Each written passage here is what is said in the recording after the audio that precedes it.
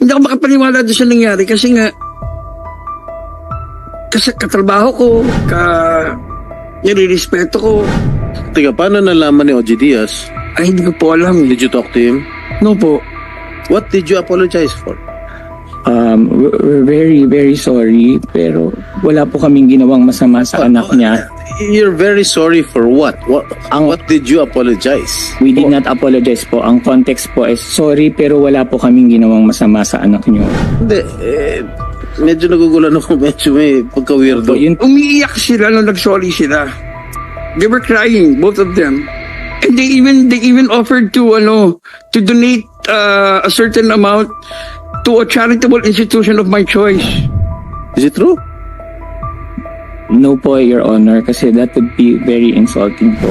Apparently, Sandro asked if who was with you. Nag-text back si Sandro. At ang reply mo, just me. Your Honor, wala pong invitation, wala pong direct invitation from me. Kasi prior to that, inibitahan mo nga eh. Huwag ka na mag-deny, inimbitahan mo na nga to come over your room. Salamat po sa inyong pagdating. Pasensya lang po, nagbubulungan po kami ni Miss Mahinay sapagkat meron po kaming isang guest na inaasahan din. Hindi po nakarating. Ang nais po niya ay sa telepono lang. Kasi meron din po kasing ganitong ganap din. Hindi rin po tayo nag-uhusga, ha. Ito lang po isinangguni sa amin noong bata nung siya ay nagreklamo sa kapulisan, siya daw po ay pinagtawanan. Kaya yaan po sana ang mga tatanong natin kung ano po ba sa ngayon ang ating pagtanggap. Unahin ko na po muna yung ating mga doktor. Opo. Kayo na po. Sa panahon po ba ngayon, ano po ba ang pagtanggap ng ating mga kababayan sa usapin ng dignidad? Ano po ba? Ang lalaki po ba okay lang sa kanya na siya ay maabuso o ano po ba? Ano po ba ang sitwasyon natin ngayon? Base po, Honorable Senator, sa aming experience sa National Center for Mental Health in terms of patients being as examined either sa WCPU po, the Women Child Protection Unit, o sa aming outpatient section, talaga naman pong madalang ang magreklamo ang mga kalalakihan kaya sa mga kababayan, lalo-lalo na po sa mga kabataan, no? Truly po, tama po kayo that stigma still plays a role in this situation. Not only for sexual abuse, sexual harassment, or sexual violence committed against a person, but sa pangkalahatan po yung epekto nito sa society. Katulad din po ng ating mental illness which has a kaakibat na stigma attached to it. No, however po, little by little po, with our efforts po to increase the mental literacy of the Philippines, para aware po sila that these are hindi po tama, lalabag po sa rights nila na mangyari sa kanila yan. At ang consequence po nito ay talagang may kasama na po ang physical, mental, and emotional health ng tao. So we are trying to, the National Center for Mental Health po ay bukas po, at saka may mga programa po kami at mga serbisyo na binibigay sa mga ganitong kaso po. Meron lang po akong gustong linawin dun, Dok. Hindi po nagre-report yung mga lalaki dahil po ba nahihiya sila? Dahil yung kanilang pagiging macho ay ano po kaya sa palagay po ninyo? Meron po ba kayong mga nakausap na mga lalaki na matagal na panahon na hindi sila, tumahimik sila pero isang araw gusto nilang magsalita? Yung mga ganun po ba, Dok? Madalang po talaga, no? Sa ating society po. Sorry po, Doc. Kilalanin ko lang po ang ating Senate President pro tempore, ang ating pong ginagalang Senator Jinggoy Ejercito Estrada. Senator, magandang umaga po. Baka meron po kayong gustong. Sige po, Doc. Yeah. Madalang po base sa aming eksperyensya na ang nagrereklamo po ay kalalakihan. no? However, ang issue po kasi dito hindi naman dapat hindi po gender kung hindi person that was inflicted of this trauma or this emotional problem na nangyari sa kanya, no? Siguro po dahil lang po sa ating society, tama po kayo, isang pong factor 'yon na men are being ang image po kasi nila is yun nga po, macho at pero sa ngayon po kasi sa ating economic standing, isa rin pong factor yon na they would refrain from complaining because of probably the fear of losing the gainful occupation or the job, no? Meron din pong factor na naka-involve po dyan na based on our judicial system na medyo mabagal po ang pag-atim nila ng justice at lalagay po sila sa alanganin. Yun po yung mga ibang factors na nasasabi po sa aming experience na kung bakit hindi po sila nagrereklamo. They will now enter into the hospital services because of their own personal battles with the trauma that they receive. But seeking justice po for that is already parang hindi na po nila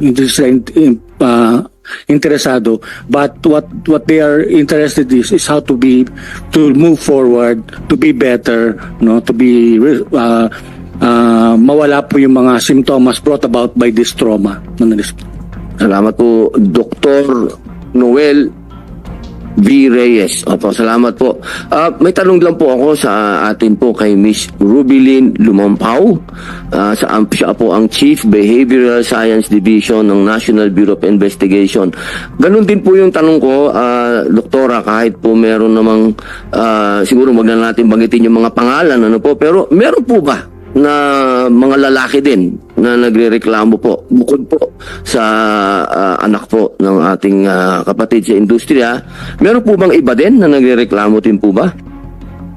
Good afternoon, Honorable Senator Padilla and Honorable Senator Estrada and all the ones present, the lawyers and the rest of the committee members. The Behavioral Science Division is mandated to screen and support our investigative units in terms of sexual violence, rape victims, victims of computer crimes, and the like. We also do forensic work and we are the only unit in the Philippines who does psychological autopsy. Okay, in our statistics po,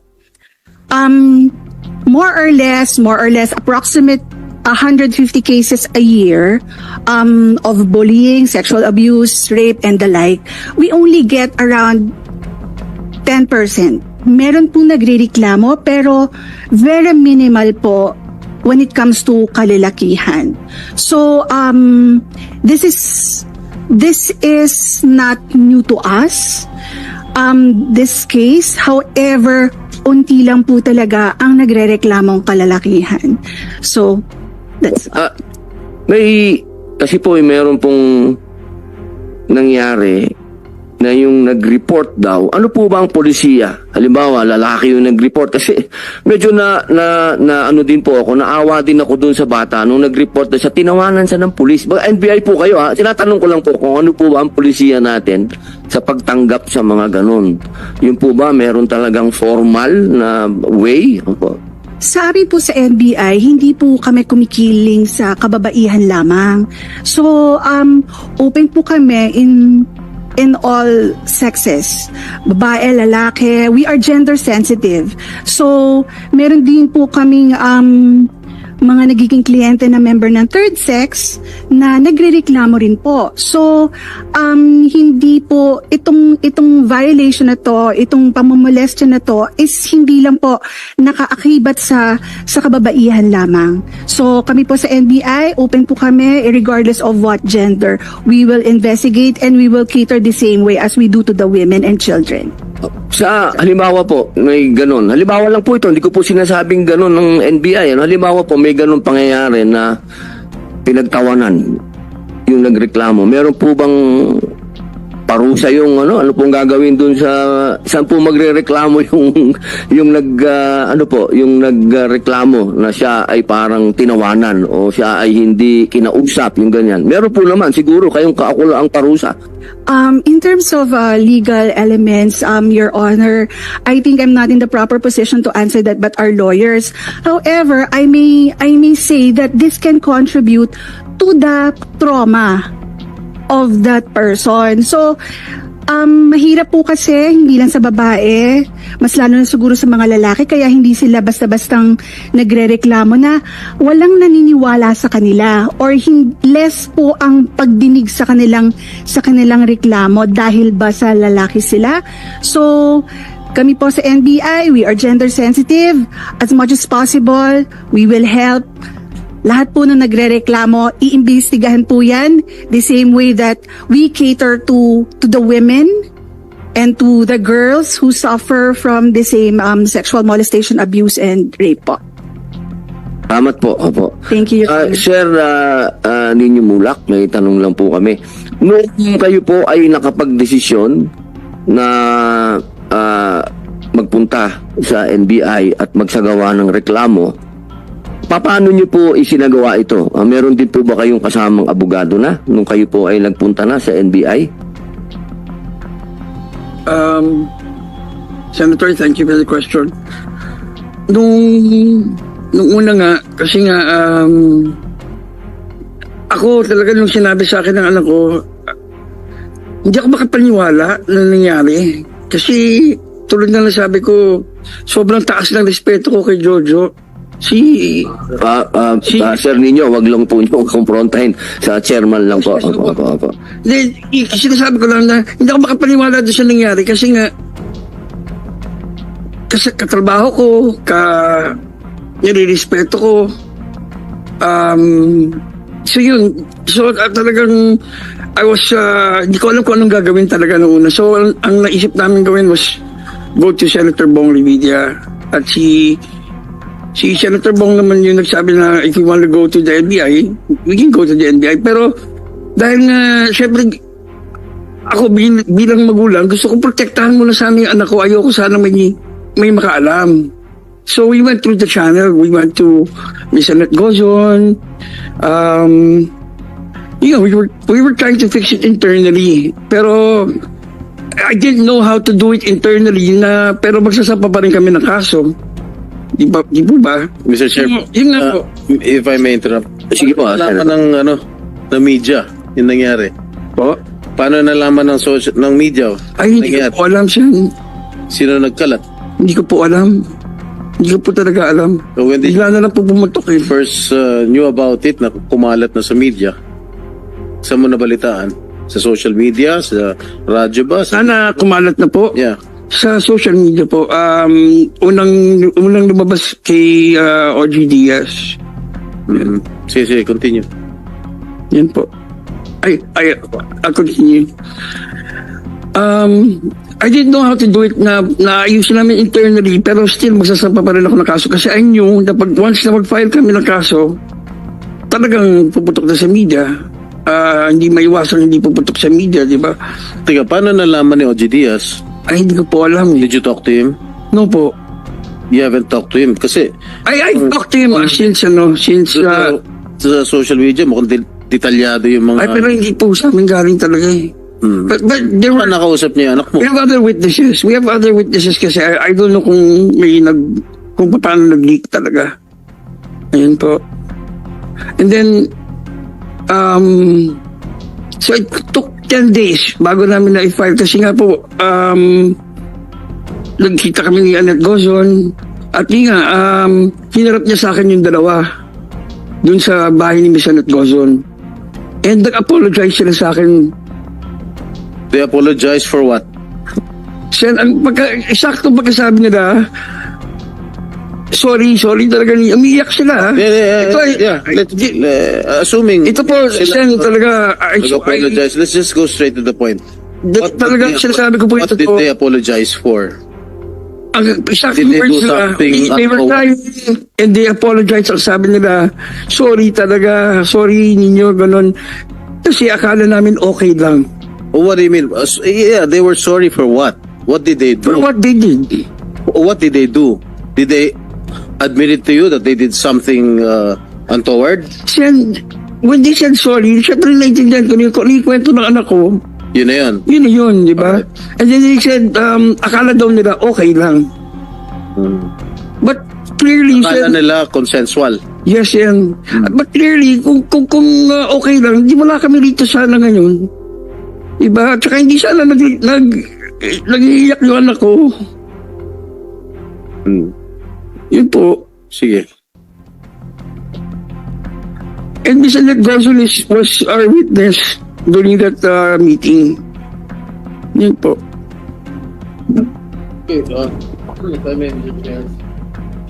Let's just. Yes, Senator. I think this will be your last hearing, so let's go straight to the point. Jojo Nones and Richard Cruz, are you represented by any lawyer? You can give you can give legal advice if you wish. All right. Thank you. Diba may bigote ka dati sa Facebook? May bigote ka, Jojo. Sino ba si Jojo dyan? Nag-ahit ka na ng bigote mo?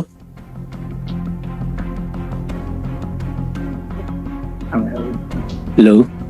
Your Honor, ano po, minsan may ahit, minsan po may shadow beard. Right. Mr. Chair, I would like to request the COMSEC to administer the oath. Okay, Comsec, mag-administer tayo ng ano. Okay, pwede po kayong tumayo. Sir Richard and Sir Jojo, tatayo lang po. Yeah. Can you kindly raise your right hands? Do you swear to tell the truth and nothing but the truth in this committee hearing? Yes, Your Honor. The answer is in the affirmative, Mr. Chair. Thank you. Maraming salamat po. Senator, nakapag-administer na po sila po. Maraming salamat, Mr. Chair. Okay. Ano trabaho nyo ngayon? Ngayon po wala po dahil naka-preventive suspension po kami, Your Honor. Okay, bukod sa GMA 7, meron pa ba kayong ibang pinagtatrabuhan? Sa ngayon po, Before? No, hindi pa kayo ni-issue ng preventive suspension. nung, po. yeah, Okay. Sinasabi ng GMA, independent contractors kayo. yeah. Correct. Hindi kayo sinusweldoan ng monthly. Hindi po. Ano? Hanggat may kontrata, may sweldo. Ibig sabihin per project. Yes. So pag meron kayong isang teleserye na 6 na buwan tatagal, 6 na buwan lang sweldo niya. Am I correct? Pag sa director po. As a Pag-director, ganun. director ka ba ano? Sino bang director? Sa ngayon po nagdidirect po ako. Ikaw. Opo. Ikaw, Honor. Richard. Consultant, scriptwriter, creative consultant. Scriptwriter ka. Ikaw, Jojo, ang director. Opo. So ano yung mga dinidirect mo ng mga projects sa GMA? Meron po akong bago po ang lahat nangyari to. Meron po ako bagong director lang po ako na pinag-direct ng network. Dati po consultant din po ako, drama consultant. Tapos nalipat po ako sa posisyon na director. So, So- nagdidirect po ako ng teleserye na panghapon.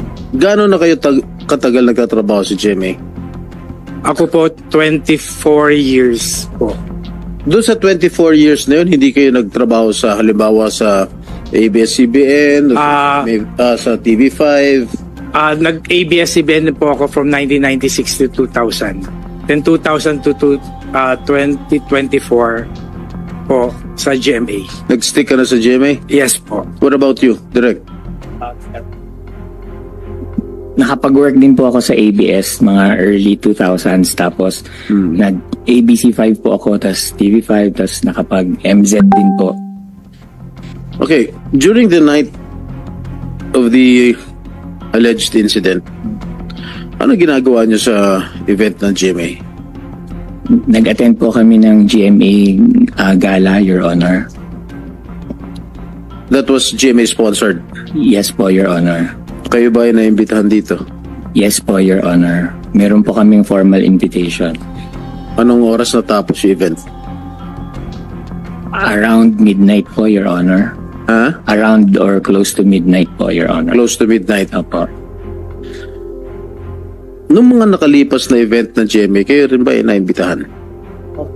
Yes po, Your Honor. Nag-book din ba kayo ng hotel room? Hindi po, Your Honor. Bakit? Usually po pag GMA Gala, Your Honor, fully booked po yung mga hotels doon sa area. Mahirap Eh, po nung gabing yun, saan kayo nakabook? Saan ba ginawa yung gala? sa Marriott Hotel Gala, po. gala, oh. Sa Marriott Hotel po, Marriott. Your Where were you billeted? In Belmont Hotel po, Your Honor. So, magkalapit. magkalapit. Po. Yes po, Pwede Your Honor. kang lumakad. Opo, Your Honor. So, nag-book kayo ng hotel dun sa, ano yun? Sa Belmont po, Belmont. Your Honor. Opo. Yung, saan yung event? Sa Marriott po, Your Marriott. Honor. Sino nagbayad dun sa Belmont? Ako po. Hindi sponsored ng GMA. Hindi po. Di ba lahat ng mga artista, lahat ng mga konektado sa GMA, di ba ni-sponsoran ng Hindi po, automatic hindi na yun na sagot ng GMA 7? Opo. So kayo, Yeah. Lahat po ng consultants, yung mga creative, nag-book kami sa Belmont. okay, diretsuin ko na kayo ha. But before I ask you direct questions, bakit di kayo sumipot last hearing? Meron po kaming prepared statement. Pwede po ba namin basahin? Meron po kaming prepared na statement regarding that. Pwede po namin basahin, Your Honor. Sige. I forgot to give you a chance to give your opinion. Thank you, Your Honor. Go ahead. Thank Yun you. po. To the Honorable Chairman of the Senate Committee on Public Information and Mass Media, Honorable Senator Robin Padilla, to all the senators present today, especially Senator Jinggoy Ejercito Estrada, President pro tempore. To all the resource persons and friends from the press, magandang tanghali po sa inyong lahat. Bago po ang lahat, ay nais po naming humingi ng paumanhin sa hindi namin pagdalo sa nakaraang pagdinig. Inaamin po namin na natakot po kami na masubject sa media circus at premature trial. Gayun din po, natakot din po kami na baka malabag po namin ang confidentiality ng investigasyon na isinasagawa ng NBI nang nagsimula na ang mga panahong yon at nagpapatuloy pa rin sa ngayon. Nasabihan po kasi kami na bawal po na ilabas ang lahat ng mga counter allegations at ebidensya namin sa publiko dahil ayon sa NBI kahit ang alegasyon ng di umano'y biktima ay hindi pa rin nila maaring ilabas dahil subject pa ito sa validation ng kanilang ahensya. Lahat pa raw po ng hawak ng NBI hindi pa ebidensya hanggat hindi pa naipapasa sa piskalya. Subalit matapos po naming mapanood ang nakaraang pagdinig ay nakita po namin na hindi mangyayari ang aming kinakatakutan dahil sinabi at siniguro naman po ng kagalang-galang nating Chairman Senator Robin Padilla na hindi magiging korte ang Senado. Kaya humihingi rin po kami ng patawad sa kagalang-galang natin na Senador Jinggoy Estrada kung naunahan po kami ng takot, kaba at pangamba. Opo. Kami po ang independent contractors ng GMA Network na tinutukoy sa mga online post na kumalat noong mga nakaraang araw. Subalit, hindi po kami gumawa ng kahit anong sexual harassment or abuse laban kay Sandro Mulak. Sa pagkakataong ito, sa harap ng iyong lahat, mariing tinatanggi po namin ang lahat ng mapanirang akusasyon na ito laban sa amin. Kami po ay hindi executives ng GMA Network tulad ng mga lumalabas.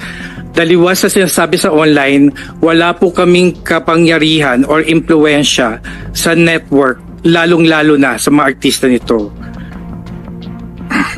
Sinabi naman po ng GMA na hindi kami regular employee ng network. Alam po namin na konting pagkakamali lamang na nagawa namin sa produksyon ay maaaring ma-terminate ang aming kontrata at mawalan kami ng trabaho. Subalit, tumagal kami sa telebisyon ng more or less 30 years. At bago ang pangyayaring ito, ay malawak ang naging kontribusyon namin sa industriya sa telebisyon sa pamamagitan na naiambag namin mga award-winning at top-rating television shows and teleseries.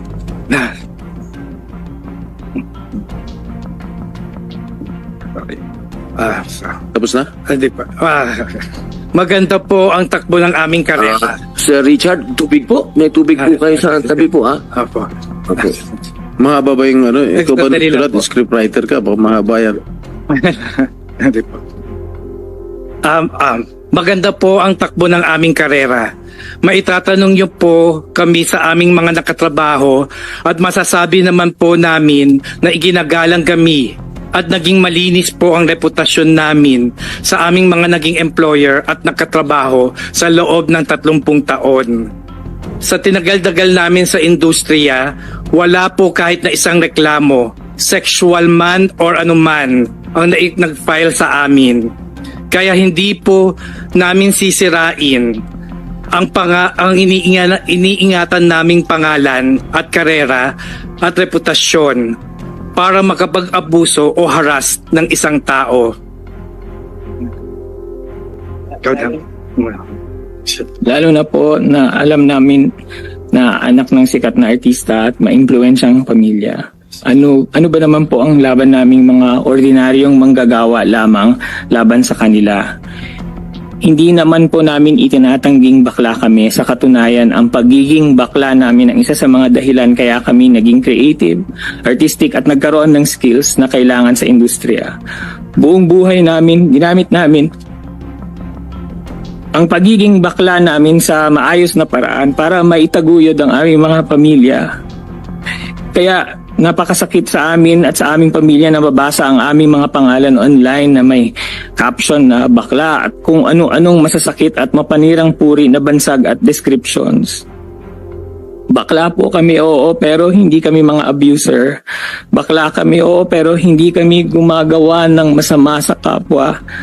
Bakla kami, oo, at may takot po kami sa Diyos.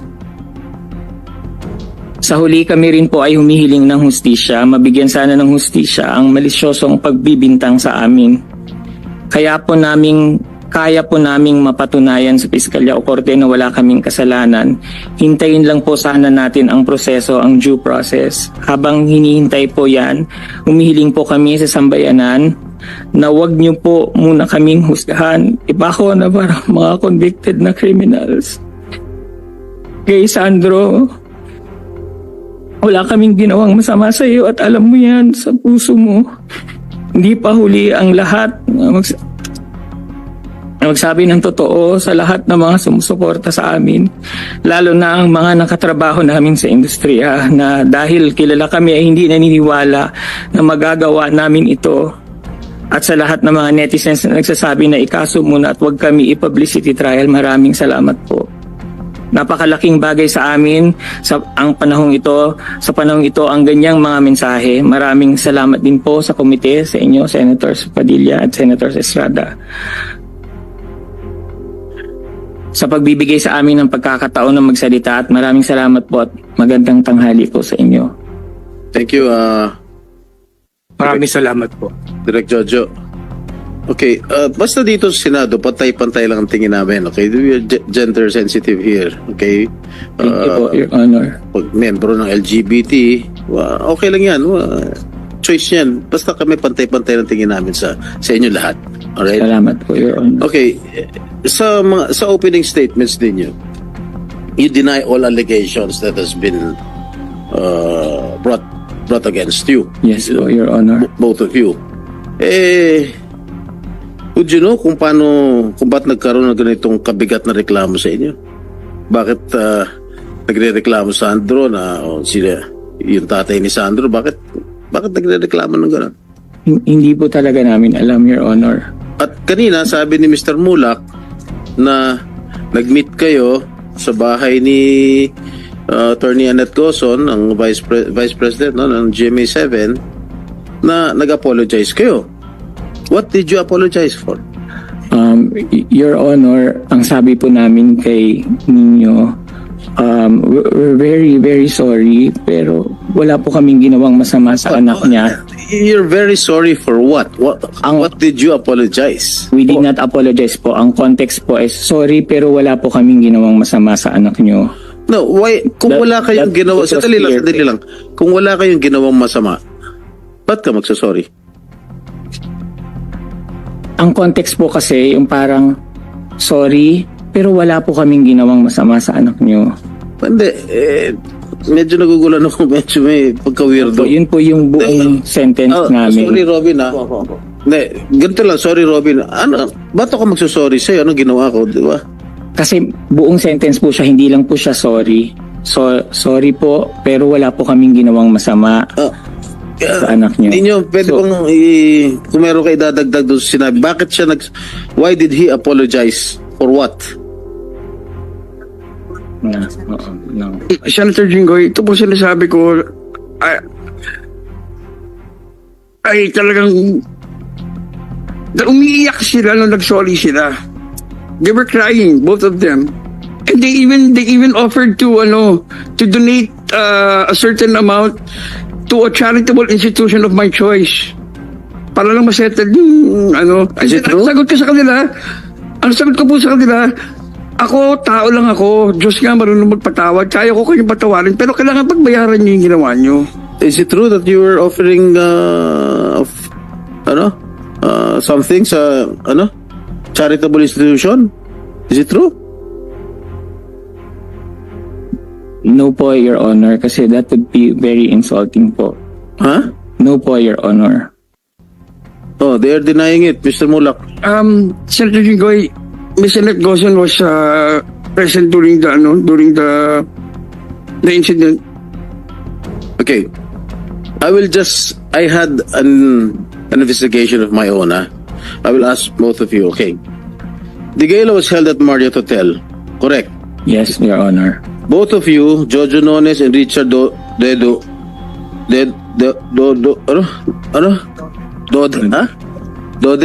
hindi Dede, are billeted at Belmont, which is a walking distance from Marriott Hotel, correct? Yes po, Your Honor. Jojo texted Sandro if he can come over to the room. I did not text that po, Your Honor. In fact, Did you have the copy of the text messages? Kasi dinilit mo lahat, nasa may telepono ko. Dinilit mo lahat yung mga messages eh. Do you have a copy of the text messages?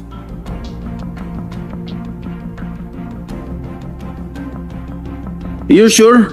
yes po, Pag Your Honor. nirecover namin sa Globe yan, sa Smart yan, pakukulong kita rito. Now you better tell the truth. Yeah, I'm telling the truth po, Your Honor. You did not? Hindi po sa akin nanggaling. Kay Sandro po mismo nanggaling. Remember, you're under oath. Yes, Your Honor. Huh? Yes, Your Honor. Meron ba? If I am you under oath, if Your you can Honor. show me proof that Direct Jojo texted Sandro.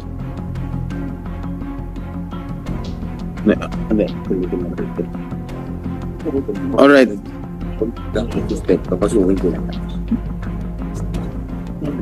And then, Your Honor, yes. siya po yung mismo nagsabi na andyan po ba kayo, sir? Wait lang. Yeah. We'll go to that. Yes, Your Honor. Okay. Allegedly, you texted Sandro if you can come over to the room, which you deny. Yeah, maganda yun. Yes, Kasi Your Atty. Kapunan, magaling na abogada yan. Huh? Yeah, but apparently, Sandro asked if who was with you. Nag-text back si Sandro. At ang reply mo, just me. Okay? Sandro never replied. Okay? Wait lang. Sandro never replied, ha? Ako, base sa investigation ko lang to. Kaya syempre, natakot. Sinabi, just me. Di ba? After a while, you texted again and told Sandro the context of your text was joke. At sinabi mo, you were in the company of some of the creatives. Yes or no? Ang eksaktong Yes or no? ang eksaktong text ko po, Your Honor, I'm with Drama Peeps but we're wrapping up na. Yes. But you texted him joke, correct? Well, yes, Your Honor. Kasi nung una, nung just me po, kasi natutulog na po sa tabi ko si Dode. And then, Then just me, Sandro did not reply. And then when Yes, you po. replied joke, I was with some of the creatives. Mismo yung mga tao sa creatives. yes po, but Creative I department. also said po, Correct. Yes po, Okay. Your Honor. But I also said po, Your Honor, we're wrapping up na kasi I didn't want him to think po Okay. that anything about Okay. the Just Me text. After which, Sandro obliged to the invitation of Jojo. At doon nag-text si Sandro na pwede ba dumaan dyan? Sino-sino pa kayo nandyan? Yun yung lumalabas sa social media na hindi naman kinover kung ano yung prior conversation. Correct? Your Hmm. Your Honor, wala pong invitation, wala pong direct invitation from me, from myself. Siya po yung nagsabi na pwede pa ba akong dyan Kaya sir? nga. Kasi prior to that, inibitahan mo nga eh. Huwag ka na mag-deny, inimbitahan mo na nga to come over your room. Hindi po, Your Tapos Honor. sinabi mo, tinanong nga ni Sandro, sino nandyan? At sinabi mo, me only, ako lang. Tapos biglang sinabi, hindi na nag-reply, sinabi mo, joke. I am with some creatives. Your Honor, may we request for an executive session po so we can clarify things. No, wala pa naman, there's nothing sensitive here. As we go along, siguro. But these are Hindi pa naman sensitive yung matter. facts of the case po, Your Huh? Honor. These are already facts So? of the case po, Your Honor. I'm just asking you if it's true or false. Wala pa naman tayo sa There was no Hindi pa direct naman sensitive invitation. yung, There was no direct invitation from me, Your Honor. Okay. I was just being polite and kind because he is my friend. But there was no direct invitation po. In fact po, bago po siya na sinabi na akit siya, I said we're wrapping up. Totoo ba? Do you have a copy of the text messages of Mr. Nones? We have po, Your Honor. If I may answer, Yes, yes. Your Honor, Attorney Sharina Quintanilla Raz for Sandro. We do have proof of that, but we cannot show that at the moment because it is with the NBI. And as this, explained earlier, the NBI is safeguarding the confidentiality of the pieces of evidence. Do you in have this any case. representative from the NBI here?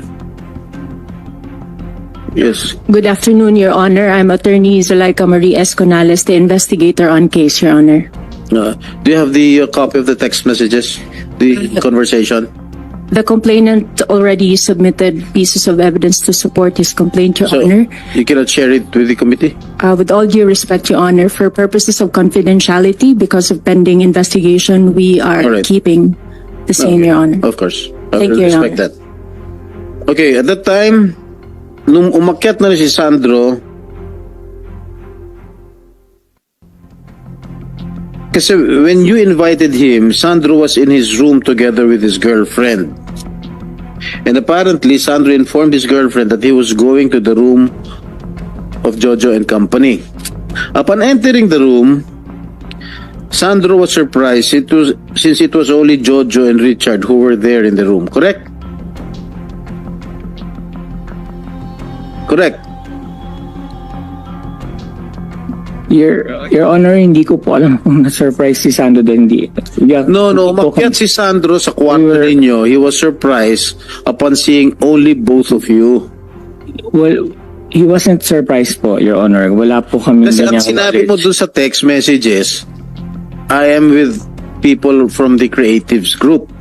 No po, sir. My exact message was just, we're wrapping up na GMA Drama Peeps referring to me and Dode, but we're wrapping up na. Okay. So, That's your word. yes. Malalaman naman natin sa investigation sa NBI yan. Did you offer Sandro glass of wine? No, Your Honor. When he arrived, he asked if we could drink the wine that was there on the ledge. Did you give a 500 peso bill which was wrapped like a straw? No, Your Honor. No, Your Honor. And apparently you poured a powder substance. No, Your Powdery Honor. substance. No, Your Honor. Your Honor, these are already very details that need to be discussed in an Your Honor, executive session. Your Honor. I think, Your Honor, these matters are part of the allegations of the complainant, Your Honor, which are now under validation of the NBI, Your Honor. In fact, Your Honor, we were also advised by the NBI with regard to that the own allegations of Mr. Sandro Mulak, Your Honor, Mr. Chair, are still under validation, even this allegation of the 500 peso bill and the alleged substance, Your Honor. So, I don't know if the NBI would allow us to answer that questions, considering that the NBI also asked us not to disclose anything, even our counter allegations with respect to these matters, Your Honor. You were requesting for an executive session. Am I correct? Yes, Your Honor. Okay, Mr. Chair, I move that we hold this in an executive session right now. Meron po tayong motion na tayo po ay mag-executive session. Pakikiusapan lang po natin na maiwan lang po dito yung mga concern. Yung iba po, pwede muna pong lumabas. Marami pong salamat.